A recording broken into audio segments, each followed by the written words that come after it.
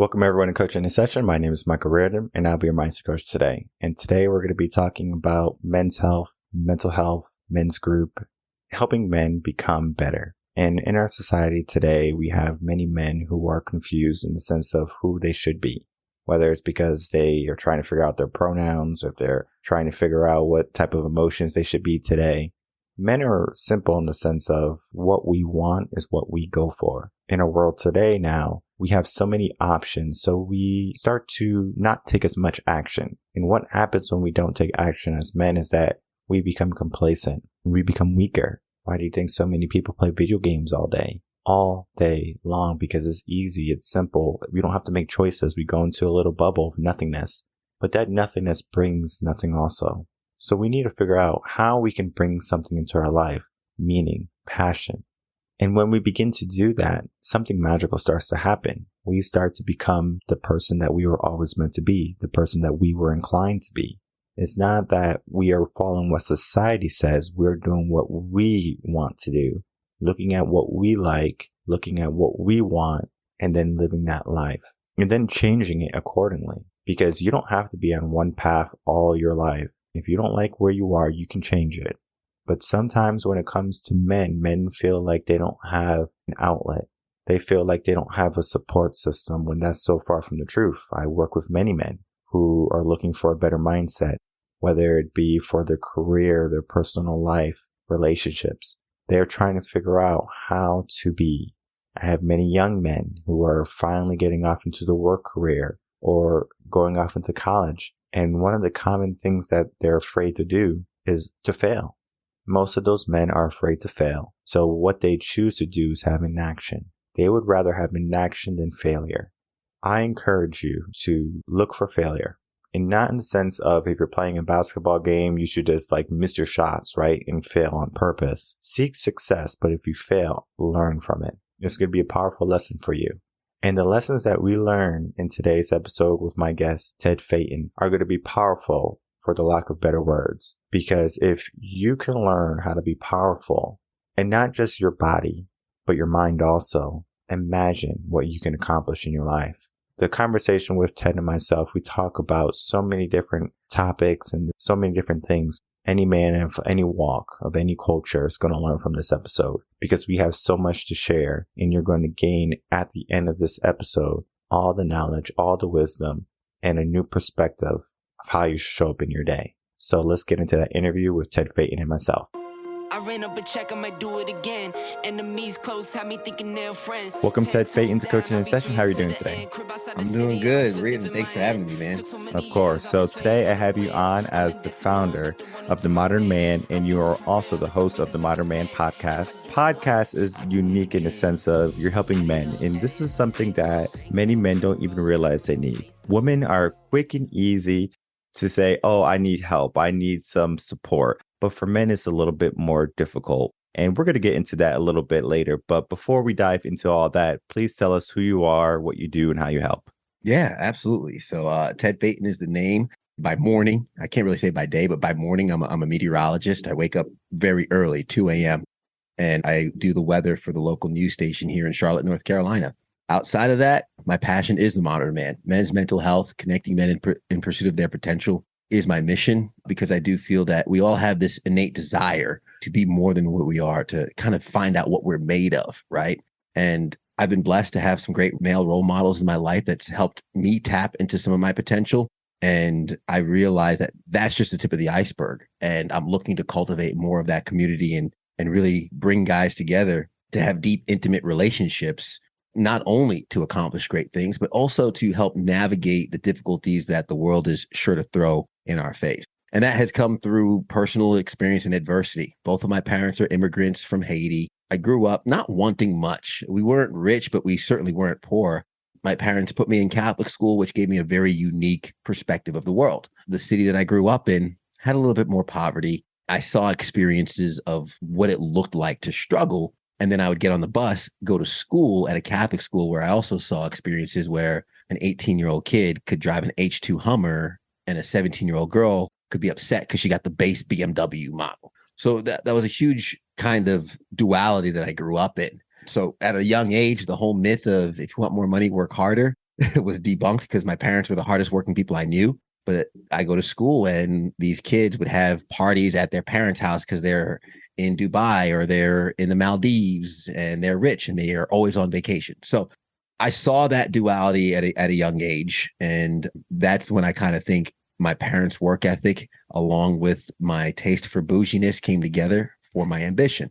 That led me into college wanting to do computer science. But after 1 year, 1.9 GPA, academic probation, had to figure something out. And luckily, through kind of the counseling of some friends that I entrusted and really just self-awareness and self-reflection, I honed in on what I was passionate about, which was science, and earth science was my passion in high school. And the school that I was at had a great meteorology program. So that allowed me to graduate with a degree in meteorology. And then obviously when I graduated, there was a rough stint to get into the TV field. It's a very competitive field. So I spent 3 years working at a law firm, which were some dark years for me. I got diagnosed with the autoimmune disease during that time, ulcerative colitis, multiple flare-ups, one of which landed me in the hospital for a couple of weeks, lost 30 pounds in 30 days, almost lost my large intestine. And that's when my victim mentality shifted into more of my positive growth mentality, which is, in my opinion, led me to where I am today.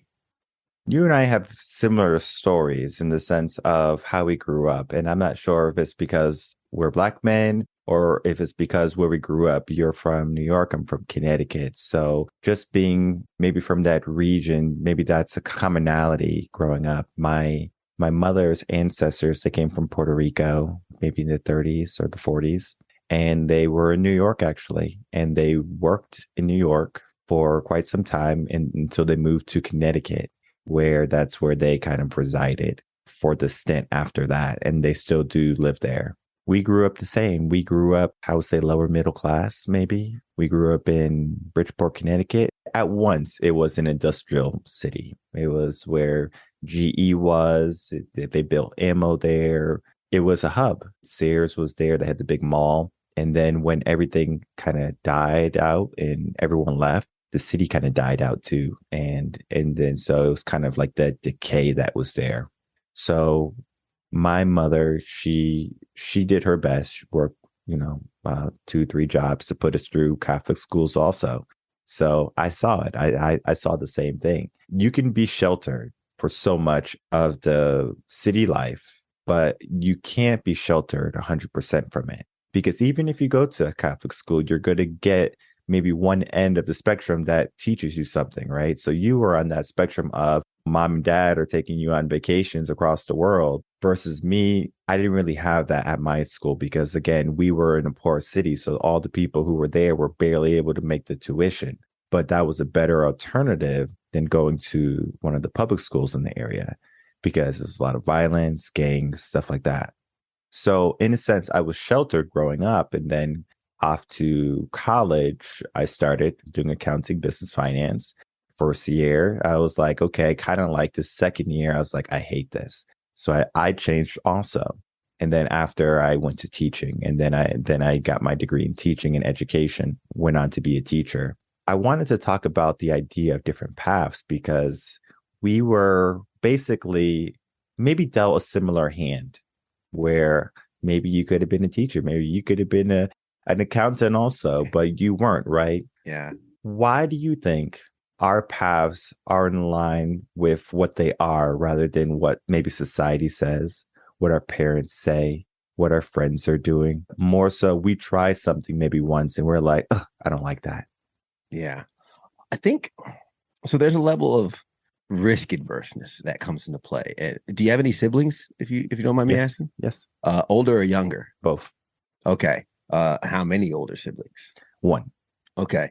I would say what helped me was the fact I'm the youngest of 4, right? My parents, they've been through it already. So by the time I was growing up, and when I say the youngest of 4, in my household, I had my older sister, my other older siblings were already out of the household growing up. But a lot of the things that I was walking into was following the path of my sister. She went to college. She picked a major in biology, right? And being the child of an immigrant, my parents are like, okay, you got 3 options in life. You could be a lawyer, you could be a doctor, or you could be a failure, right? So I think And I don't know if it was similar for you, but I found, at least for someone who has an older sibling, sometimes it's about paving their own way. There's a little bit of rebellion in there, right? It's okay, my older sibling did this, and my parents are like, oh, you see how such and such did it. Or if the older sibling maybe did something that the parents didn't like, they say, well, don't be like such and such. But because of that, you're almost wanting to create your own identity so you can get out of the shadow of the person who was older than you and did everything first. My sister graduated high school before me. My sister went to college before me. She graduated to get a job before me. But everything I did was different. And my parents were like, oh, you're going to do what? Oh, mom and dad, I'm going to be in TV. What? But that helped me craft more of my identity. And I think for a lot of us, we either stick to the plan that's in front of us, and sometimes there might be someone listening right now who is following the playbook that was laid out in front of them, and they probably have a comfortable life, but for some reason they feel like something's missing. And what I think that is, the passion, the purpose, the drive behind it. And I do think having my older siblings who they ran the gambit. I used to always joke, like, why'd you guys have to set the bar so high? Because, my older brother was a Marine, then he lived in California, was a sheriff's deputy, and then he's a firefighter and going to school to be a physician's assistant. My older sister is a dentist, now owns her own dentistry clinic. My other older sister is a chemist. And I'm just like, TV? It was one of those things that I was thankful that they did it all in front of me, because it made it easier for me to be like, no. And the disappointment to my parents weren't as heavy because they at least saw the proof in the pudding with the older sibling. And I think I had a little bit more leniency to be a little bit more rebellious, a little riskier, try different things. And for them, speaking about my parents, I think it was more something new for them too. I think, they were used to certain things, but when I kind of gave the curveball, I kept it exciting for them. And that for me was kind of some of the motivator. So that's what I think might be some of the reason why we might have taken similar paths. We might have seen different opportunities because we've had more permission to deviate from that. My brother, he went to trade school. So he went off to be an electrician. And I was actually the first one to go off to college. Again, when I started, I was doing accounting, business finance. My mom was very proud of me. She was like, good, you're going to make some money. But when I told her I was going to switch to teaching, oh man, the words I got, what? Shock, like utter shock. And I'm not sure she will even remember that day because we were just in the living room at my great grandmother's house, and I told her, and she was just like, gave me that look, and I was like, she's not happy about it. Eventually, she kind of let me live my life and let me go down the path I wanted to. She didn't really say that I couldn't do it because, of course, I was going to do what I wanted because that was my personality. I'm very stubborn.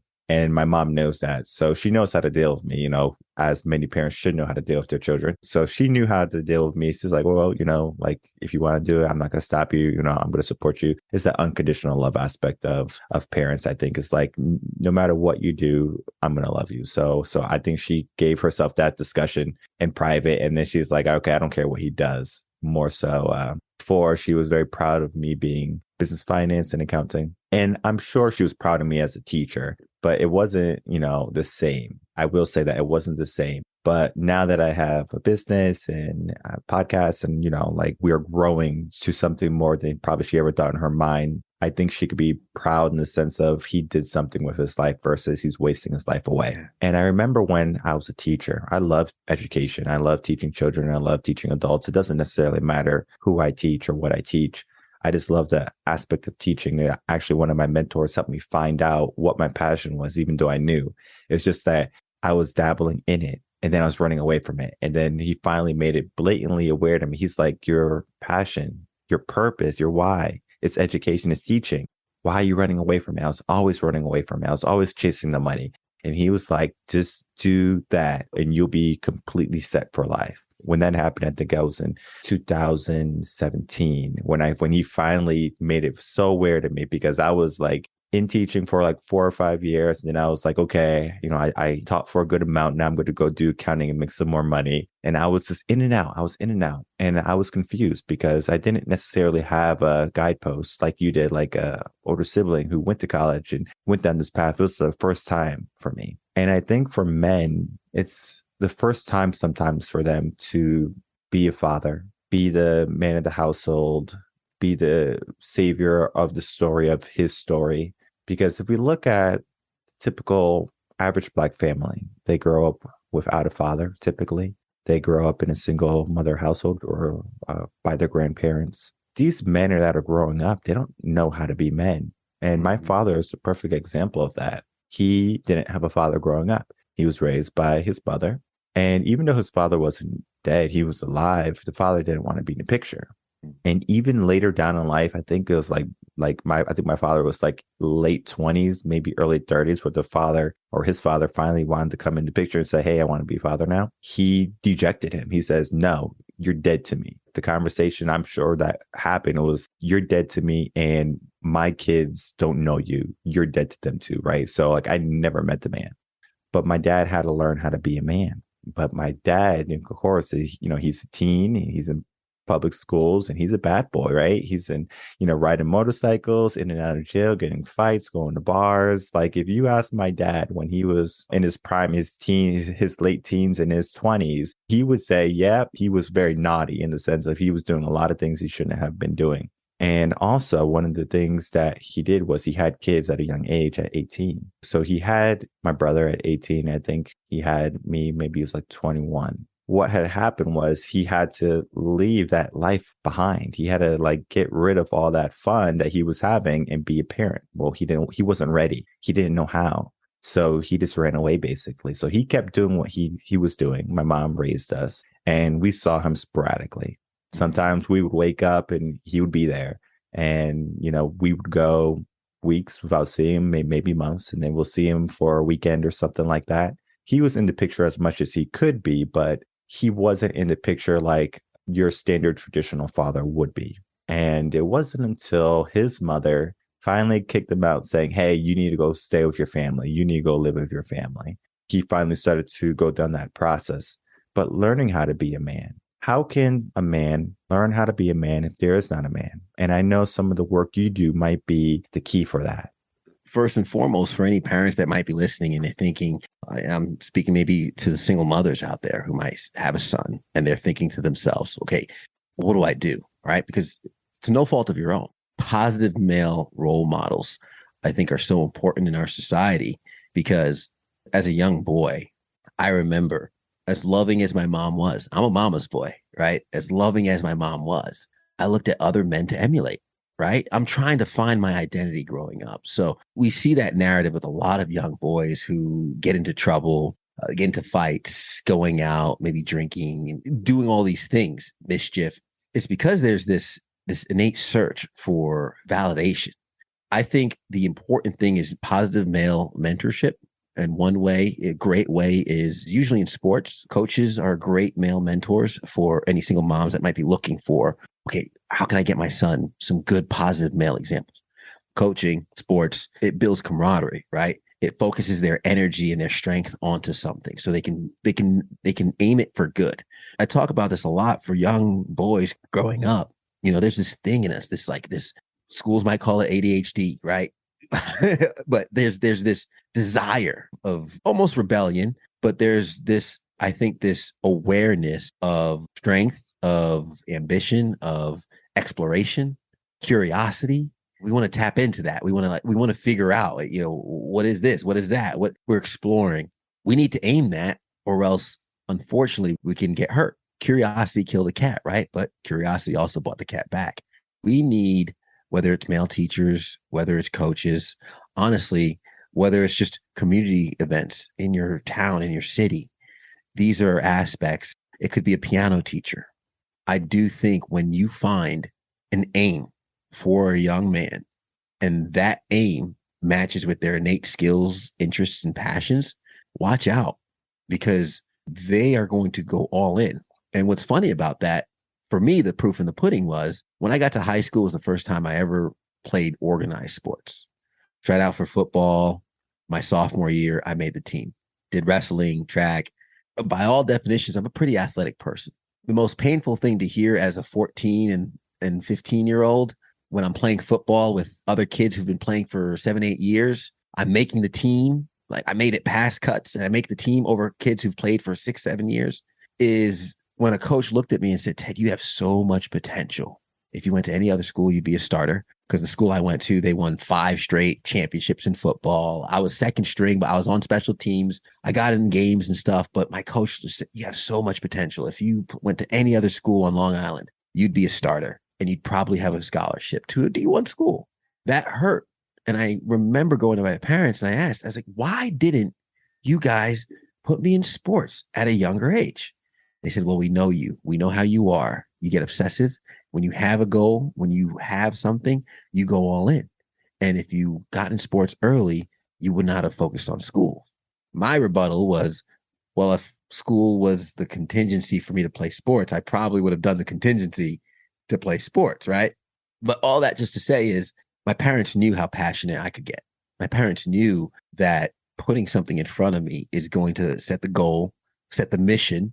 These are kind of some of the verbiage that we say in our group, right? What's the mission, right? What's the focus? What's the purpose? Because men gravitate to that kind of language. Okay, you give me a mission, give me an objective, I'm going to go for it, right? I'm going to go right through the obstacles. I'm going to go for it. And there's probably some men listening who are probably getting fired up the way I'm talking. You might hear my voice getting fired up because those are some of the things that we can get behind, right? I do think us as people, all people, we admire strength, we admire grace, we admire beauty, and it's amazing when all that comes together, which is why I think sports are so popular, because you're looking at strength, beauty, and grace at its highest form.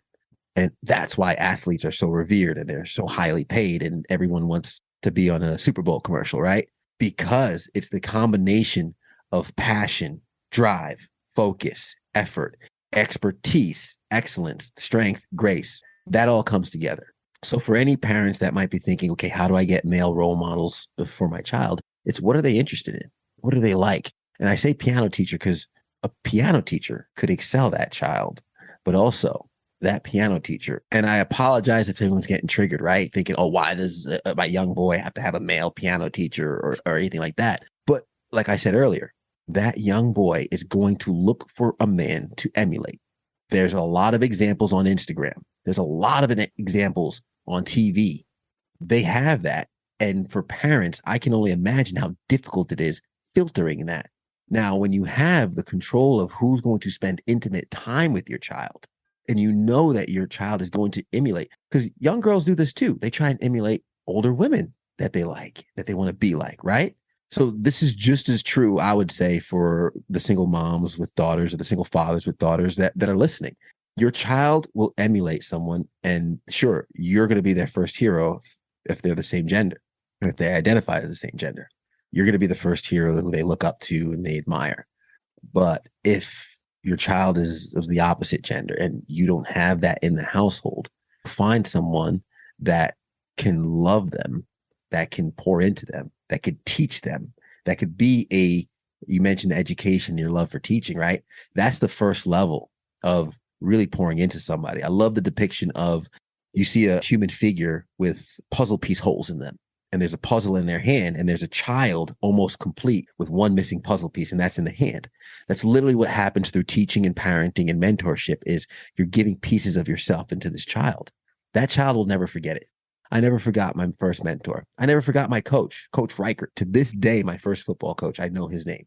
It's because they left a lasting impression on my life. I'm not an amazing football player, but he offered me structure. He offered me correction. That, I think, is what is important for any parent that has a young child that they're hoping to have grow up with good, positive role models in their lives. Find their passion, find their craft, and then find the teachers, mentors, instructors that can pour into that child. Because what's going to happen is that child's going to, in essence, look up to that person. I don't know what episode it was. I mean, I have so many episodes out, but I talked about the same idea that a man is going to find a male role model, whether you like it or not, be it positive or negative. It's better to give him a positive role model than a negative role model, because you give them a negative role model, they might be a gangbanger, someone who sells dope. You don't want that, right? Especially if you're a single parent, you don't want your kid to be in that world. And if you do, then you have to look at your values, and you have to look at where he's going to be later on in life, because he might not make it past 25 if he's going down that road. I have friends who didn't make it, who went down that road. Crazy, because they weren't even able to drink yet. Like, why can't we grow up and have all this opportunity? Men look at men and they see money, Oh, he got money, right? Mm-hmm. I don't have money. How can I get money? Oh, I got to do what he's doing. So that's how we learn. We learn from our environment. And if we have a very negative environment, how can we start to protect our children and then give them a better outcome, a better positive alternative? And you hit the nail on the head with a positive mentor. And when I was a teacher, I did mentoring with some of the troubled children. We're so quick to label men, especially with ADHD, behavioral issues. And to be honest, they're just misunderstood. They just need someone to talk to. They just need someone to guide them. And as soon as they find that person that they resonate with, they're a different person. I've worked in special ed for over 2 years, my last years of teaching, and I worked with some of the most hostile, most behavioral challenged young men.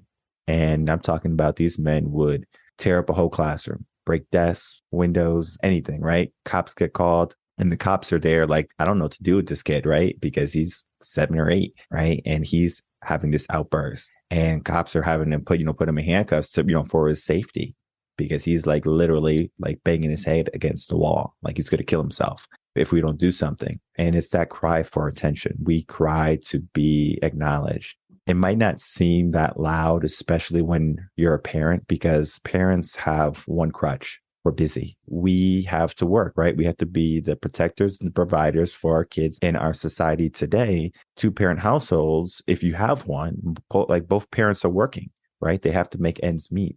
So now these kids are growing up and maybe they're growing up with their grandparents, but maybe they're just kind of left home and, left to their own accord or left on the iPad or on the YouTube or on their smartphone. So they're learning from popular culture, modern culture. And what modern culture is teaching women is different than what is teaching men. But today we're going to focus on men because it's a rabbit hole for women. What is teaching men is that we don't matter in the sense that there's so many other people who are better. Just given that mentality, it's very vague, but like it will click to some people. There's a reason why there's a push for mental health in men nowadays. And there's the emotional intelligence aspect of men finding their voice and becoming more emotional and becoming more in touch with their feminine side, right? There's a reason for that, right?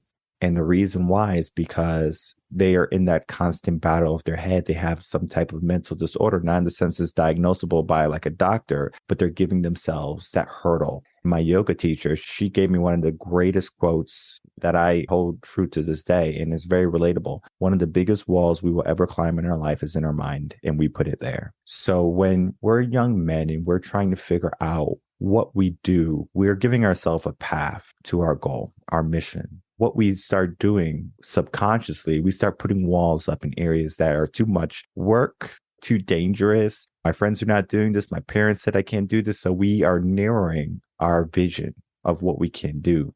And it's dangerous to do that, especially as men, because then you're going to find yourself unhappy. When we look at the rate of people taking someone's lives, like their own life, men are more successful than women, even though women try more. Because Correct. Men just have that innate drive of, I'm going to do this, right? Similar to how you said, this is my task. I'm giving myself a task. And when a man gives himself a task, move out of his way because he's going to handle his business. And that was something my father had taught me in 3rd grade. He says, handle your business. So saying that I hold to this day, handle your business every single day, no matter what comes your way, handle your business. If you don't handle your business is going to handle you. So it's very important that we understand ourselves, right? So if we don't understand who we are becoming, then we are not going to become the people we're supposed to be, and we're going to be very unhappy. And that unhappiness is causing a discrepancy in the male community right now, where many men are not showing up. Many men are choosing to be more feminine. Many men are not choosing fatherhood when they know they should. It's because they want the easy way out.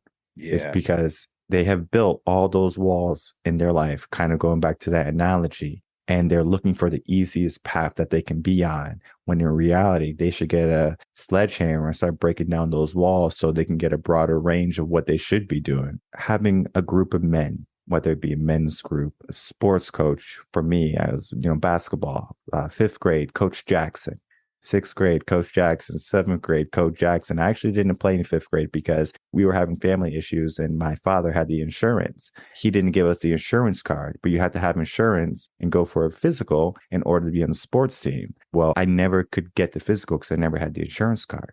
So I had to forego my fifth grade basketball. I remember when I went in sixth grade to try out again, coach pulled me to the side. He goes, "Are you going to join the team this time?" And I was like, "Yes, I'm going to join the team because I have the insurance card now," because I had it in my hand. Because I remember I asked my dad, it's like, "Hey, can I have the insurance card?" And he gave me one.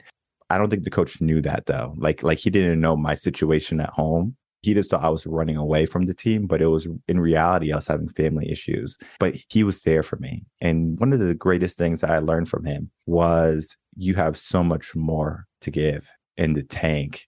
I mean, when you're down and out and you're like huffing and puffing and you think you can't go one more step and you go one more step, it's very clear of how strong the human mind is, how strong the human body is, and what we can do when we put our mind to it.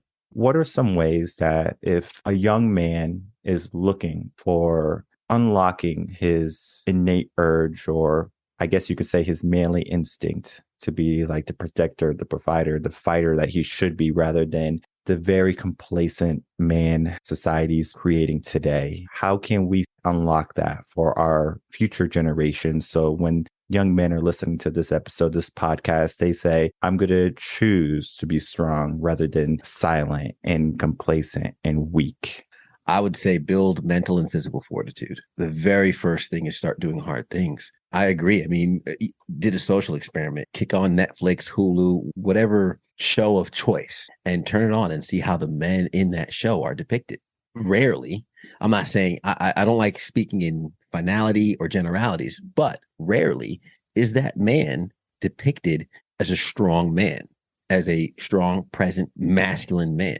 Because of that, I think we grow up with this image of a complacent man. We grow up with this image. I think of, Homer Simpson comes to mind, right?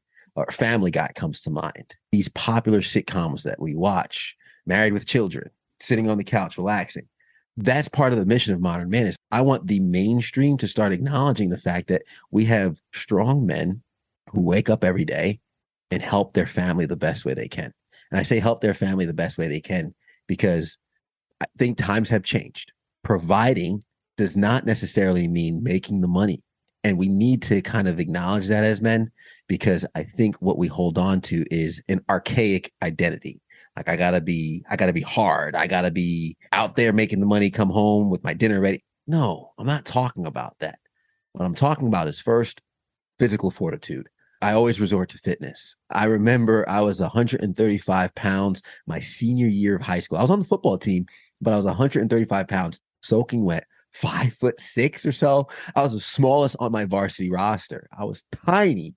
And then I got to college, got a little bit of a beer gut, this, that, the other thing. But I remember when I started working out, I couldn't bench the bar.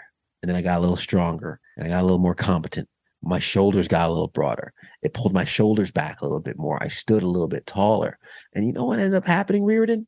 Girls started paying a little bit more attention to me. All of a sudden, my confidence started coming up a little bit. And when my friends would roughhouse with me, I was actually able to hold my own. Those were things that were more transformational for me psychologically than they were physically. On the outside, I might have had a little bit of a bigger arm. I might have had maybe some abs poking out here and there. But what really changed was on the inside. It was the fact of the matter of I've been doing something consistently for a long time that garnished a result, a desired result. So then all of a sudden, and I talk about the first book that helped me was No More Mr. Nice Guy. It talks about setting your priorities, putting yourself first. I went from being a people pleaser to rearranging my schedule for others and this, the other thing to, "Hey, Ted, can you come hang out this afternoon? I got to go to the gym first." Why? Because I'm committed to something, right? I have a goal. I have a mission. I see progress. I'm working on something that I don't want to give up because this outcome's more important to me than hanging out on a Thursday afternoon after class. So that physical fortitude helped shape my confidence, mental fortitude. I don't know if you've spoken much about ice baths or cold showers or things like that, but I dabbled in that for a while. I used to take cold showers. I used to turn that thing as cold as it can and sit there. And initially your body's like, get out, get out. But then I'd sit there and I'd sit there for at least a minute. Then a minute turned to 2 minutes. Then all of a sudden the water wasn't cold enough. So I'm thinking to myself, did the temperature of the water change or did my ability to sit in it change? And it was my ability, right? It was just as cold coming down on my head and I was standing there calm. And again, what does that do? It transitioned my mental resolve. So not only do I have more of a confidence in my physical fortitude, but now my mental fortitude, my ability to withstand discomfort, my ability to sit in the discomfort has increased. So now I'm a married man. I don't have kids yet.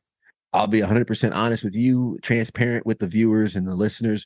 We've had challenges in our marriage from the get out. We landed on our honeymoon. We got married on a Friday, landed in Texas for a mini moon on a Monday. 45 minutes in, 2 missed calls, text messages from my sister. My dad was rushed to the hospital, didn't even make it home. He was still in Greenville, South Carolina, where we got married. Family's gone. My dad went from surrounded by family and celebrating on a Friday to everybody flew out Sunday. He flew out Monday to see us off on our honeymoon. So he left after us, but he was sitting on the plane. My mom had grabbed him off the plane beforehand because he looked so bad and he was rushed to the hospital.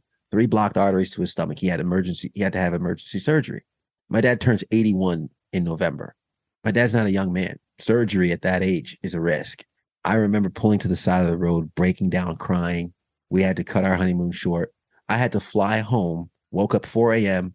to drive 45 minutes to a different airport to fly home on 2 flights that ended up being delayed 2 hours to land in Atlanta at 6 p.m. to drive 2 hours and a half hours to make it just in time at like 8 o'clock or 7:30 before visiting hours finished at 8 o'clock to see my dad right after surgery. Then after that, grab my mom, whose bags were on the plane that took off, take her to Ross's, buy her some clothes. She was put up in a hotel and come back home. My parents had to stay with me those 2 weeks. Those things, while I'm also trying to get a new job and all this, those things are called life. And I don't want to be the man that runs away from life. And the thing I could look back at when I spent the days off for my honeymoon, driving back and forth from the hospital twice every day, because this is also during COVID. So there's only 2 visitors allowed. I would drive to the hotel, pick my mom up, drive her in the morning for visiting hours to be there. They would stop the visiting hours at noon. We would leave. Then I would go home. The hospital was like 45 minutes from my house. Then I'd come back. We'd go back to visiting hours from, I think it was 3 p.m. to 8 p.m. Those were my days. That's how I spent my honeymoon. My wife was also resilient through this. We just got married. Right after they leave, we get COVID. After getting COVID, we have to pack a house because I'm literally moving to a new state. Me and my wife are moving to a new state. So we have to sell the house while my mom and dad are in the house with us. My dad's recovering from surgery. So he's let go out of the hospital. He stayed with us for another 2 weeks recovering, right? I laugh at my wife. I'm like, welcome to marriage, babe. Sickness and health. You're taking care of your in-laws, right? But all that was tough. It was hard. And I know when kids come into the picture, there are going to be days that are tough, that are hard. And we talk about it all the time in Modern Man. Life is going to punch you in the face. Whether you're in a storm, just got out of one, or heading into one, the one thing I can guarantee in life is it will be hard at times. And if we are conditioned to run away from it, we're going to let down the people we love. If we are conditioned to run away from it, we're going to be absent for some of the most important days of those loved ones' lives, whether it's a birthday, anniversary, or whether it's something more detrimental, right? I need you right now. So increase your mental resolve, increase your physical resolve. I'm not one to just be wholehearted, like this is the way. I'm saying what's worked for me, but I'm also going to say for some, they might not be like, I don't want to be all big and strong and this, the other thing. I'm not talking about being a bodybuilder. I'm talking about, listen, I pick up heavy things. That's how I work out. When we go to cycle class, my wife, she's cycling circles around me. I can't imagine being on a bike with the resistance at 8, pedaling for 45 minutes. I'm good for maybe a minute, but my wife does that all the time. So strength has different meanings to different people, right? But whatever it is, whether you're a runner, marathon runner, whether it's yoga, whether it's martial arts, whether it's, which I would also recommend, whether it's cycling, pick something that challenges you daily and do it. Get conditioned and get comfortable being uncomfortable, because I promise you, life is going to get uncomfortable. And if you're not prepared to face it, if you're not prepared to show up, men, show up. That's all we need to do. Be there, be present. Because there's times my wife needs help and I don't know the answer. I don't know what to do. But I would sit there with her and I'd be like, I'm in it with you. I'm here. Let's go. And that is where our masculinity shines. And that's where the femininity shines, right? It's the ability to sit in that discomfort with your partner, with your loved ones, with your friends, with someone who's going through something. You've done the work with yourself to pour into someone else. So those walls that are in our head, man, I know them all too well because I have them. I say have because I still have walls. I have a lot of walls I still need to break down. Walls of self-doubt, walls of limiting beliefs, right? Walls of times where this is the best. If anyone's listening and they're married, they might know about this. Walls where you go to your wife, like, babe, are you mad at me? Like, is something wrong? And they're like, no, what's wrong? I was like, oh, I thought you were mad at me. You know what I mean? Like, you got to validate with your friend. Like, oh, are you mad at me? Is something wrong? What's going on? I'm getting the vibe here. I don't know where it came from. But those difficult conversations, right?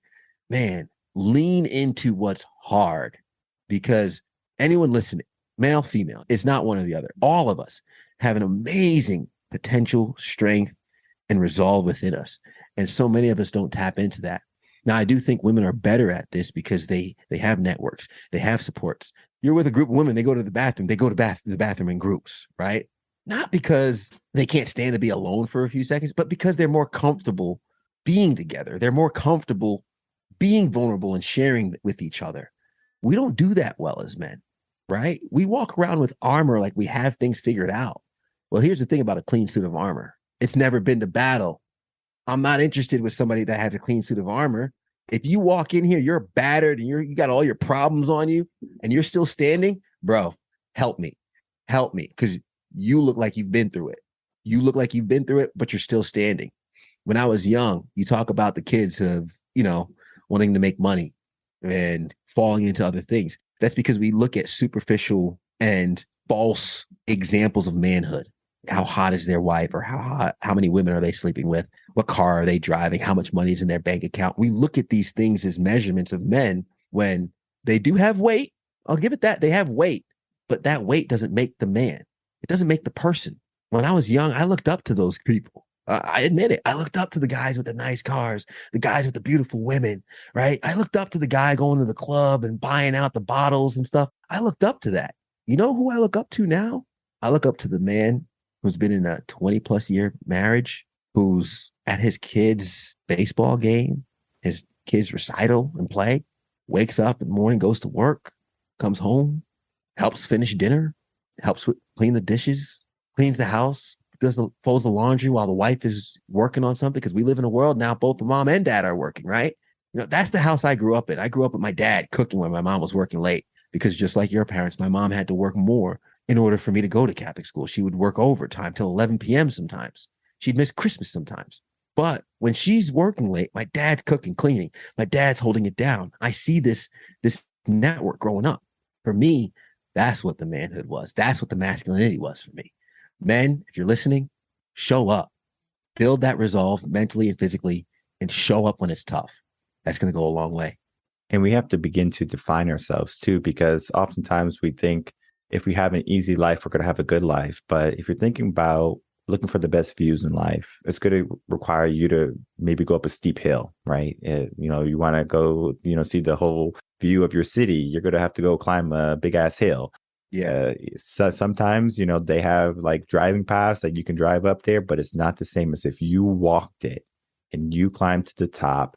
You get so much more intrinsic value from that. When you do things like that, you learn, again, just how powerful you are. You define yourself. You give yourself meaning, purpose. And then also one of the good things happen is that you start to feel happy again. I did this. It's not the sense that I have to do everything, because you can work as a team. You can work as a unit for a common goal. Sometimes we give ourselves the wrong I. I have to be the provider. I have to be the protector. I have to be the lover. I have to be the person that makes everything right. When in reality, you can ask for help. You can ask who can help me, similar to how you were looking at who's your person you look up to. And the way I look at leadership is I look at someone I would like to follow. And I see leadership as me looking at the back of someone and me trusting that person, regardless of where I'm going. I'm trusting that person because I'm putting my faith in them. And it can be anyone. It can be anyone. That's what typically goes on in the minds of young men, college students. They're looking for someone to follow. And if they don't have someone to follow, that's when they kind of go wavy, they'll go out to the club and then they'll go into the books and then they try to figure out their purpose, right? They drop down to 1.9 GPA or something like that. And then they find their purpose. Like even Denzel Washington, he had a very rough college start. And then he was able to find his way, right? It's very wavy when you don't have a back to look at.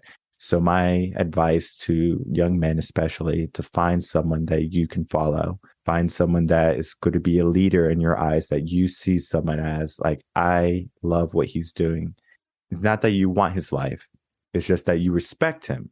Yeah. You respect him. And if you can respect that individual, then you can, of course, appreciate what they have done. And it's not that, you have to follow in their footsteps, because we're going to have different paths. Just how we started this podcast. You had a different path than I did, even though we have similar circumstances. The circumstances don't necessarily define who we become at the end. We do that. So we find mentors, we find different paths. We don't allow the walls to come up into our life. We don't look for easy. We look for what needs to be done. And when we start to do that, then we have an option to be the person we can be, or to continue to be the person society has led us to be. And I always tell people to choose the person that you were destined to be, because regret is one of those things that we can mitigate. And oftentimes many people think they have time. They think that something is impossible when really it's just a mindset.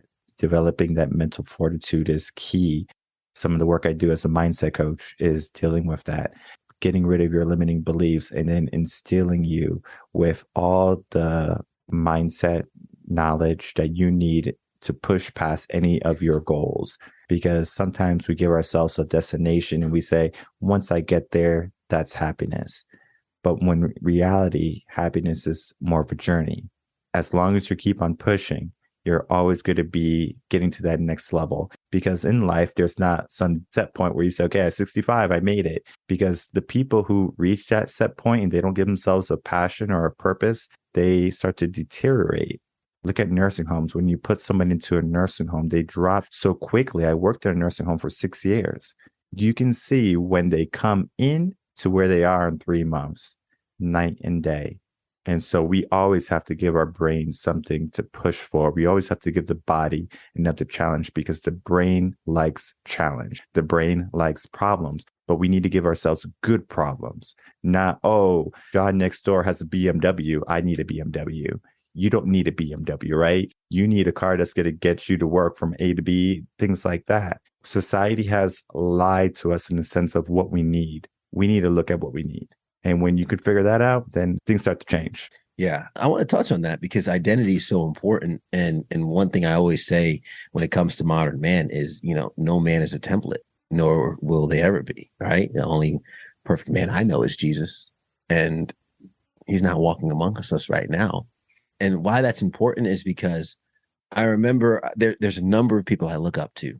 And the biggest skill I think we can learn as people is to learn how to eat the meat and leave the bones. What do I mean by that?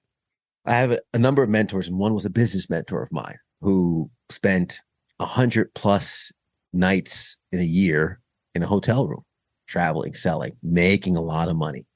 And I would ask him questions for business. He was one of my mentors. My now wife, girlfriend at the time, was like, hey, you're talking to this guy a lot. You're learning a lot from this guy, right? I was like, yeah, he's mentoring me. She's like, yeah, but he travels so much and that makes me nervous. And I smiled. I was like, well, he's giving me business mentorship. She's like, I know, but you're learning a lot from him. I said, listen, when I want to learn business, I talk to the person I know is really good in business. When me and her might have a disagreement or we're having a hard time in our marriage, I'm calling my mentor who has a 20+ year marriage, and I'm asking him marriage advice. When we talk about a board of directors, or when you have your circle of advisors, They should have varied skills. If you have 5 people in your circle who are all financial experts, great. You're going to be very comfortable financially. But I do think some other areas of your life might start to suffer. So for me, I have somebody that I talk to when it comes to finances. I have someone I talk to when it comes to relationships. I have someone that I talk to when it comes to business, because they've each excelled in that realm and they have what I want in that realm. Now, what ends up happening is I'm taking the meat from 4 or 5 different people, bringing myself, and I'm leaving the bones. I'm leaving what I don't need. I could filter out what's useful to me and what's not. And then when I do that, I end up building my own avatar and my own identity into who I become, because I have the pieces of different people that I've put on my own spin, put my own flavor to it. And then now I project that a little differently, which might resonate with somebody listening. And then they take that and then they build their own. And that's how this puzzle pieces and these handing off of mentorship and giving of ourselves projects forward and ripples to impact the world. So when it comes to identity, man, you're so right. And I just caution people to don't take 100% of someone. Not that that person is bad, but I don't know anyone that's perfect. And I know I'm far from it. I would tell anyone who's looking up to me, like, don't do everything I did. Don't follow everything I do, because I might be good in relationships, terrible in business, right? I might be good in what I've done, and what I've done might have worked for me, but it might not work for you. When it comes to dieting, if someone's like, oh, how do you stay slim? I intermittent fast. It works for my schedule. I wake up 2 a.m. I work all the way up through like 11 a.m. So I'm too busy to be hungry. For somebody who wakes up and they don't have that going on, they might be like, man, I'm hungry. I got to eat. You don't have the distraction that I have. So it might not work for you. So I think that's important. And another interesting thing when it comes to identity, and I was going to reference this earlier, which I love what you talked about with the different paths that we take in high school. We're always taught the famous questions, hey, Rearden, what do you want to do for the rest of your life? Man, I hate that question. I hate that question so much, because it puts so much weight on the choice of our degree. It puts so much weight on the choice of the profession we go into.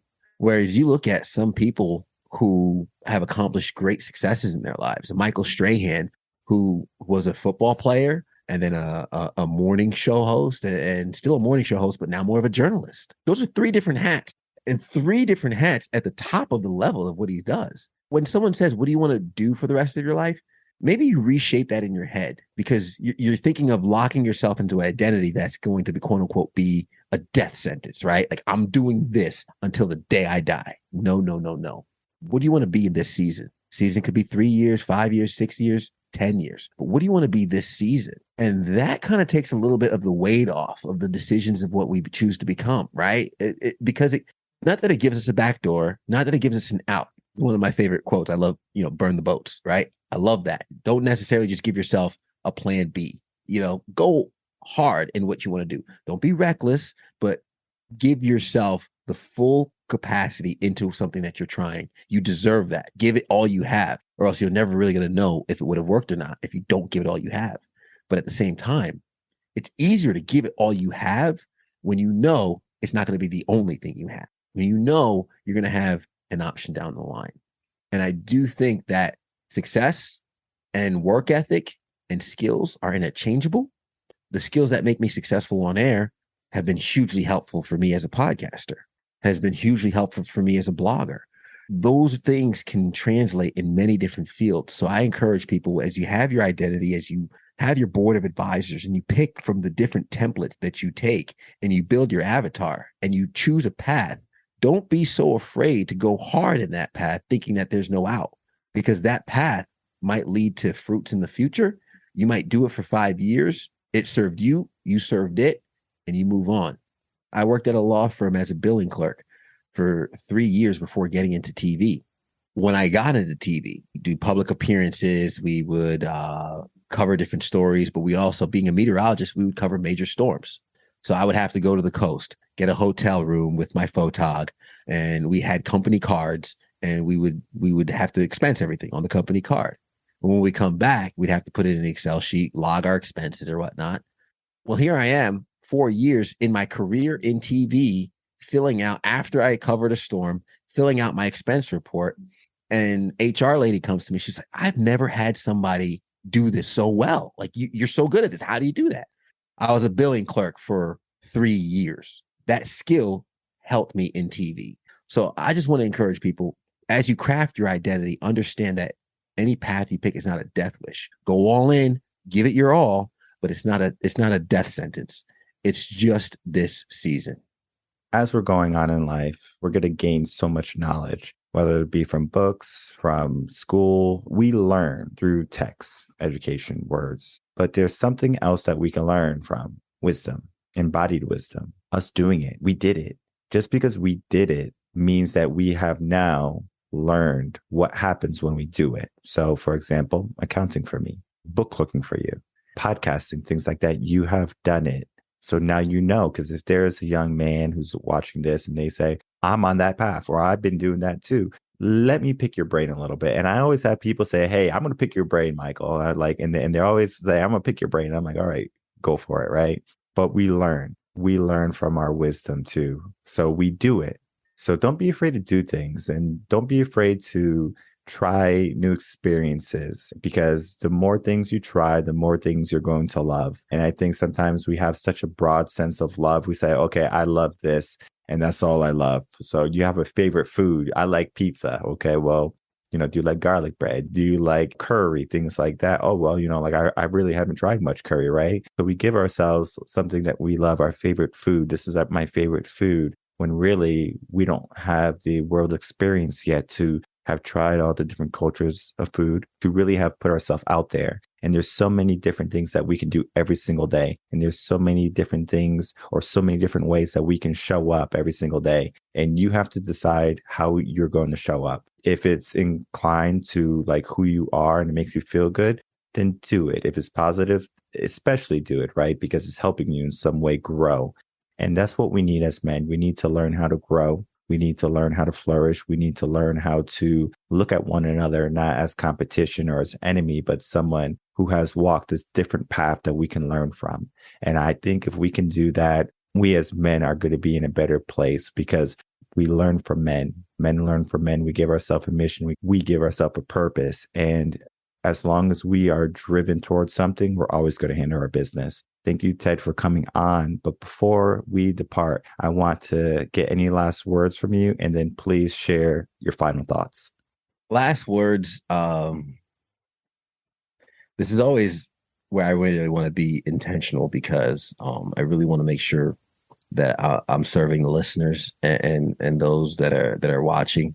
I would say this. We spoke about the mental resolve. We spoke about following examples in life and showing up, even identity, right?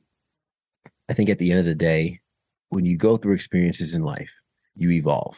Wisdom. When you use the example of of this might be your favorite, I smiled and I laughed because I thought of Chick-fil-A. I thought of a Chick-fil-A. Have you ever had a chicken biscuit? Yeah. I was 26 years old the first time I had a chicken biscuit, a chicken sandwich. I know that because I instantly, it's like one of those things, you take a bite and you just got mad. Like, how did I live life this long without this experience? I say that jokingly, but also it's true for so many of us living. We don't know what we don't know. And there's so much life to live. We don't know when our time is up. So for anybody that might not know what their purpose is, what their identity is, if you feel lost in life, like you're in the middle of the dark room, put your hands out and start walking.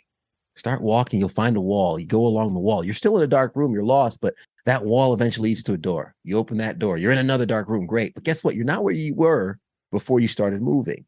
And when you start trying things, even if you don't like it, find as many things that you don't like as possible, because that leads you closer to what you do like. At the very least, the one thing I would love to leave the listeners with is, do me a favor after listening to this podcast. First, make sure you give it a rating and subscribe, because Rearden's doing an amazing job at this show, and I'm honored to be on it. Find a mirror, whether it's your rear view mirror at a red light, if you're listening to this while you're driving. Maybe it's the mirror in your bathroom when you're washing your hands after going to the bathroom.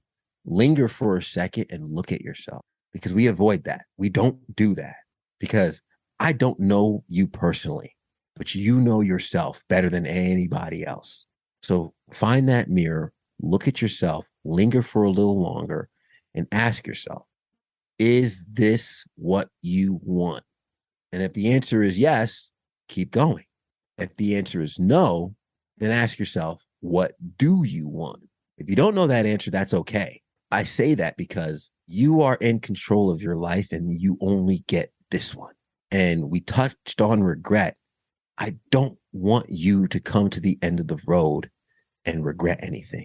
And if you're thinking about risk, I'll put it like this. Don't live cautiously through life to safely arrive at death.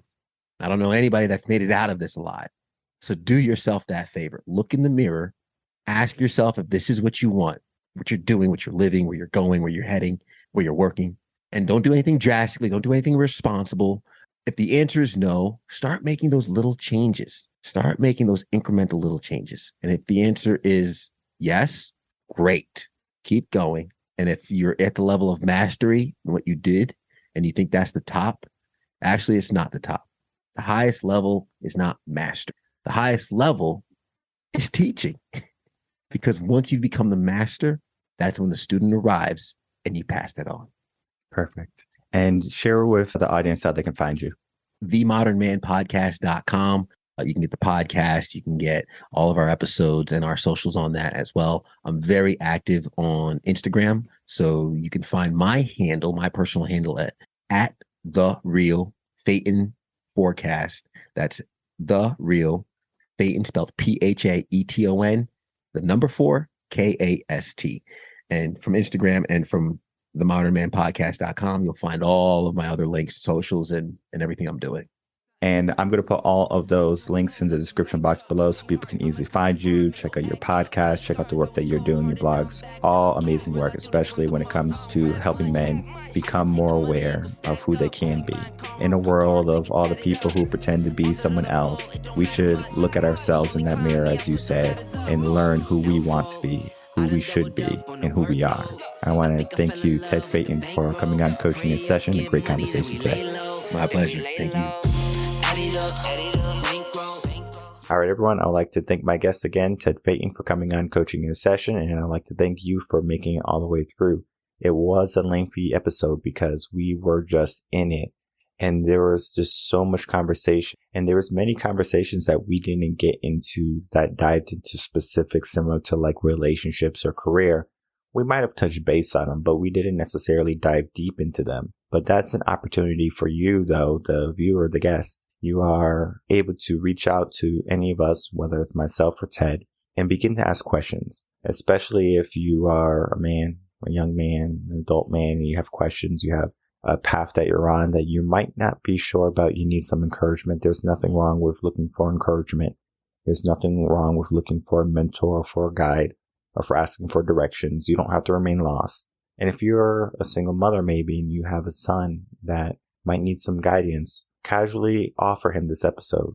Just say, hey, son, I have this episode. I would love for you to watch it or to listen to it. We can do it together. You can do it by yourself. Which one do you prefer?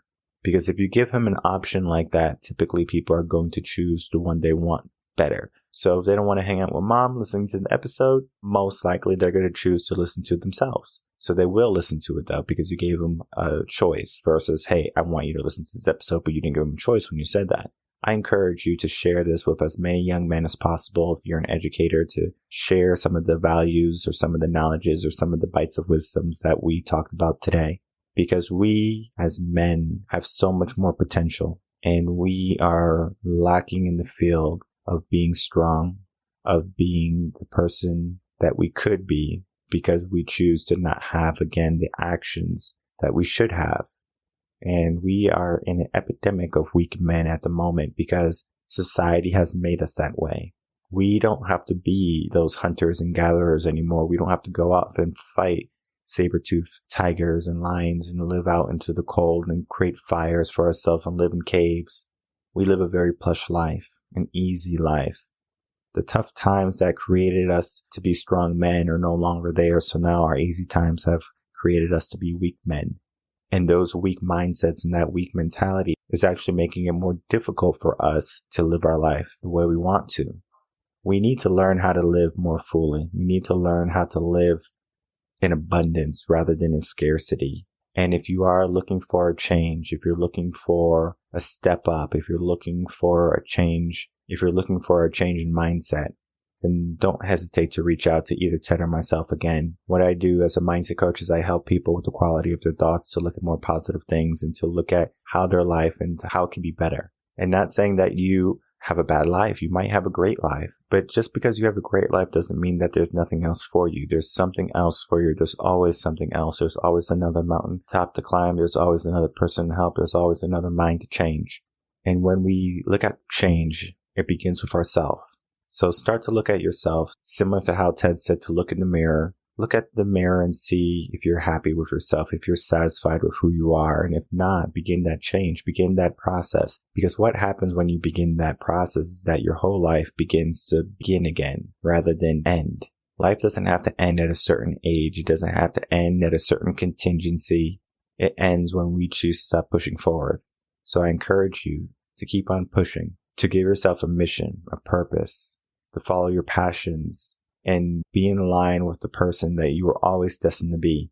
Because at the end of the day, you have everything you need right now in order to have everything you want in life. Sometimes you're just looking for that final piece of the puzzle. Have you found it? My name is Michael Rearden. I'm a mindset coach. If you have any questions, you can email me coachinginsession@gmail.com. And I'll see everyone on the next episode of Coaching in Session. Until then, everyone, take care.